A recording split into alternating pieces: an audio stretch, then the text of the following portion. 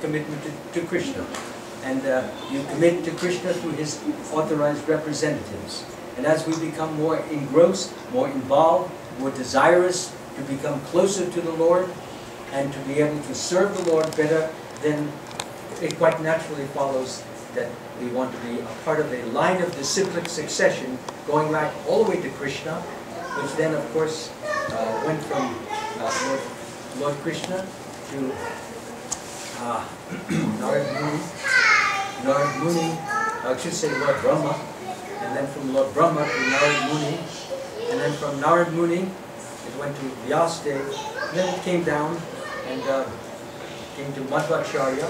Madhvacharya got a personal commentary on the Bhagavad Gita from Vyasdev, very rare, and it has come to our line, and Srila Prabhupada has broadcast it to us, and we continue to broadcast it all over the world in a line of and we try to give the same meaning. That's why this book is called not just Bhagavad Gita, with an interpretation from anyone and everyone, but it is given according to the understanding that Krishna meant.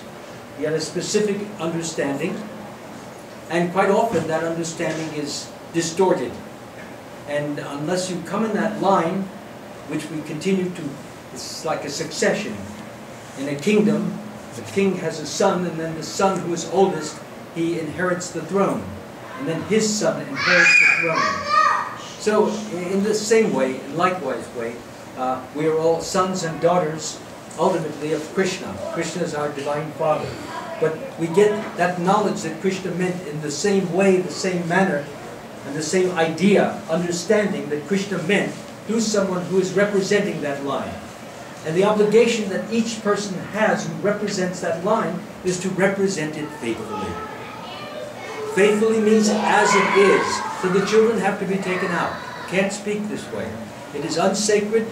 It ruins the solemnity of the occasion. And I just don't speak when there's children making noise.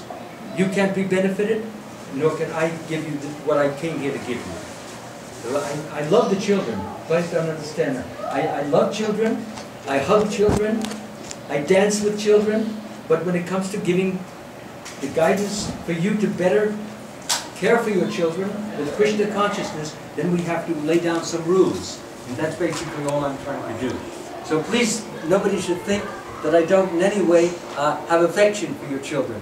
Actually, these are the Vaishnavas of the future. But they also have to know that this is not tolerable during the time of when the scripture is being read and spoken and understood. So, tonight's talk will be on the 10th chapter, and I will try my very best to relate it to your daily work, your daily life. How can you apply this verse to your daily activities? It is not something that is simply to be discussed in some ivory tower for a few favored people. It is for everybody. And that's why, that is what Srila Prabhupada came. He gave this to the lowest of the low and to the highest of the high. And that is because it is what we call Sanatan Dharma. Does everybody know what Sanatan Dharma is? Tell me what Sanatan Dharma is. One of you, please. No? It's eternal. Right, it's eternal. It's eternal religion. Yes, thank you. Eternal exactly. Dharma. Exactly, thank you. Sanatan means eternal, and Dharma is a duty or religion. The eternal duty of the eternal religion of all of us is to serve Krishna. That is the real Dharma. You may have Dharma with your family. You may have Dharma with your business. You may have Dharma with your friends. You may have Dharma with your temple. These are the Dharmas which lead to the ultimate Dharma. And the ultimate Dharma is what? Sanatan Dharma. And Sanatan Dharma means eternal religion, and there's only one eternal religion. It's not like thousands of different religions, although religions come in different forms and different shapes and different sizes and in different names. But the ultimate goal of all religion is what? To love God. To always remember God, Krishna. You're Christian, you remember Jesus? Doesn't matter. Remember God. Never forget the Lord. All the scriptures are the servants of these two principles. Always remember Krishna, never forget Krishna. And if we can keep that on our mind and retrain our mind to, instead of just remembering the things we worry about, we can stop those worries by a conscious decision. We've gotten into the habit of worrying and worrying, but we have to learn how to place our worries at Krishna's feet and beg Him to guide us. And with that guidance, with that understanding, He will not fail you. Krishna says, those who always worship me with exclusive devotion, meditating on my transcendental form, to them I carry what they lack and preserve what they have. And He will take care of all of your things. Those who always worship me with exclusive devotion. Exclusive means you give Him first priority. If you give Him first priority, as Krishna says in the Srimad Bhagavatam, the pure devotee is always within the core of my heart. I am always in the heart of the pure devotee. So he's there already, but he doesn't have, if you're not a devotee, and I think most of you are, but you can become better and better. I can become better and better. And as we become better and better, He expresses more and more to us. Instead of just watching us, being a witness, instead of that, He takes an active part in your life. He makes sure that you do what you should do, say what you should say, think what you should think, as long as you surrender. Surrender your body, your mind, your intelligence, and your soul itself. Here, Krishna, I am yours. Now you direct me, correct me, guide me, protect me. Do what you need to do to make me truly know that I am your own. I'm your child, I'm your son, I'm your daughter. Please help me to remember you, to depend upon you. If I do that, instead of thinking that I can do it all myself, I don't need God, I don't need demigods, I don't need anybody, I'm the master of my fate. Such egotism, such pride, such arrogance leads only to misery and difficulties, tribulations, and the like. Pride, as they say, pride goes before the fall. And what is that fall? Well, you think you're so great, and then suddenly comes along to show you that he's greater than you. And you've been taking so much pleasure in your greatness, and now your greatness is gone. You're living in his shadow. Oh, what a horrible, crushed feeling that is. But if you have no pride, what is the result? The reaction is completely different. He's overshadowing you. Great, wonderful. I give you my great good wishes. Please show me how you've done that to become so excellent in what you have done. Teach me. Instead of, oh, I don't want to look at this person anymore. He's terrible. Or you find some fault in him or her. Why fault? Because he's stolen your thunder, stolen your light. You're no longer in the limelight. So we have to have no pride. So let me get into the verse, because the verse goes into this quite nicely. And this is the 10th chapter, the 10th verse. I'll read through the Sanskrit verse. Some of you may, how many of you know some of the Sanskrit verses? Some of you know it? Yes, good. Okay. This is one of the four. Yeah. One of the four. Yeah, this is 10th. Yes, that's correct. Tesham satata yuktanam. Tesham satata yuktanam. Bhajatam vritti purvakam. Bhajatam vritti purvakam. Dadami buddhi yogam tam. Dadami buddhi yogam tam. Yena mam upayanti te. Yena mam upayanti te. Esham satata yuktanam. Yesham satata yuktanam. Bhajatam vritti purvakam. Bhajatam vritti purvakam. Dadami buddhi yogam tam. Dadami buddhi yogam tam. Yena mam upayanti te. Yena mam upayanti te. One more time. Tesham satata yuktanam bhajatam pritipurvakam dadami buddhi yogam tam yena mam upayanti te. Would any one of us devotees like to chant it for all of us? Anyone like to chant it? Do you know it? Huh? Anybody? Do you know it? Do you know? Go ahead, please. Tesam satayuktanam bhajatam pritipurvakam dadami buddhi yogam tam yena mam upayanti te. Who will be next? Who will be the next victim? Can you get the book, please? Yeah. Now, did you know it by heart? Yesham satatayuktanam bhajatam pritipurvakam dadami buddhi yogam tam yena mam upayanti te. Anyone else? Yeah, Mataji. Tesham satayuktanam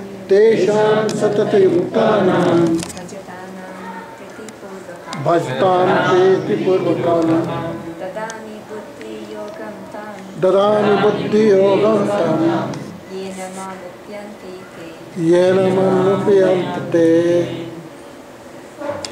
Before I go into the verse, I thank you all for coming, but I also want to especially thank my hosts, Mother Prima Dakri, and also Radha Madhava Prabhu. Thank you very much for you kindly inviting me. I wouldn't be here if it weren't for your grace. So, translation. To those who are constantly devoted to serving me with love, to those who are constantly devoted to serving me with love, I give them the understanding by which they can come to me. Once more. To those who are constantly devoted to serving me with love, I give the understanding by which they can come to me. Purport by Srila Prabhupada.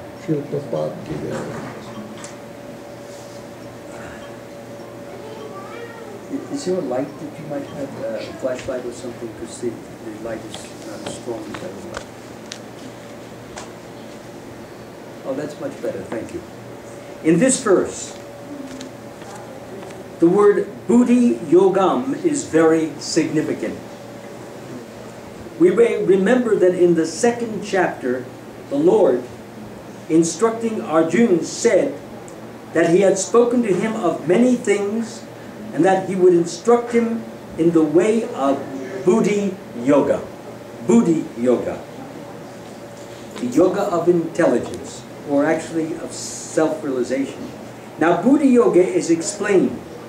Buddhi yoga itself is action in Krishna consciousness. That is the highest intelligence. Buddhi means intelligent. Yoga means to unite with God through the use of your intelligence. And when you perform loving devotional service, that is the highest use of your intelligence. Devotional service to Krishna, of course, not to Maya. Buddhi means intelligence, and yoga means mystic activities or mystic elevation. When one tries to go back home, back to Godhead, meaning to the eternal world, and takes fully to Krishna consciousness in devotional service, his action is called buddhi yoga. In other words, buddhi yoga is the process by which one gets out of the entanglement of this material world. The ultimate goal of progress is Krishna. People do not know this. Therefore, the association of devotees and a bona fide spiritual master are important. One should know that the goal is Krishna, When the goal is assigned, then the path is slowly but progressively traversed. The ultimate goal is achieved. When a person knows the goal of life, but is addicted to the fruits of activities, material activities, he is acting in karma yoga. When he knows that the goal is Krishna, but he takes pleasure in mental speculations to understand Krishna, he is acting in Jnana yoga. He's using his mind primarily. His emotions are not very much involved. And when he knows the goal and seeks Krishna completely in Krishna consciousness and devotional service, he is acting in what? Bhakti yoga, yes. Or Buddhi yoga, which is the complete yoga. This complete yoga is the highest perfectional stage of life. A person may have a bona fide spiritual master and may be attached to a spiritual organization, but still, if he is not intelligent enough to make progress, then Krishna from within gives him instructions so that he may ultimately come to him without difficulty. So what is just said is very important. Every little effort that we make to go towards Krishna, you take one step, Krishna takes 50 towards you. You take another step, Krishna takes 50. If he sees that you're really serious and sincere, then when you take one step, he takes 100 towards you. And you feel his presence growing stronger and stronger and stronger in our lives. What is the result of that? I will get into that in a few moments. It's not merely that we're close to one another, fine. But when you come close to Krishna, it's completely different. And that is the real true goal of life. Not only to come close to him as a result of our purity of heart, purity of body, purity of mind, purity of intelligence, but to reflect Krishna wherever we go, in whatever we do, in our business, our family life, our personal life, our social life. If we reflect Krishna wherever we go, then we are very much like the sunshine. The sunshine, it shines on the seeds, and gradually the seeds begin to sprout, and little by little fruits come or vegetables come, but things come out. And that's the whole idea, is to cause this, we call this the Bhakti Lata Bij. Bij means seed. So that seed needs to be brought out. It's lying there, dormant, like a sleeping snake. It's asleep. So by Bhakti Yoga, that snake becomes very tamed. And soon, it no longer hisses, but it sings, and begins to sing the holy name of Krishna and all of his great devotees. So we have this seed within us all. And as the seed is, as I said, the sunshine comes on it, is directed towards it, then that seed sprouts. And what happens is we begin to feel love for Krishna. So you might say, well, what about love for my husband? What about love for my wife? What about love for my children? If I love Krishna, will I forget them? Will I ignore them? Will I neglect them? Absolutely not. Somebody coming? Oh.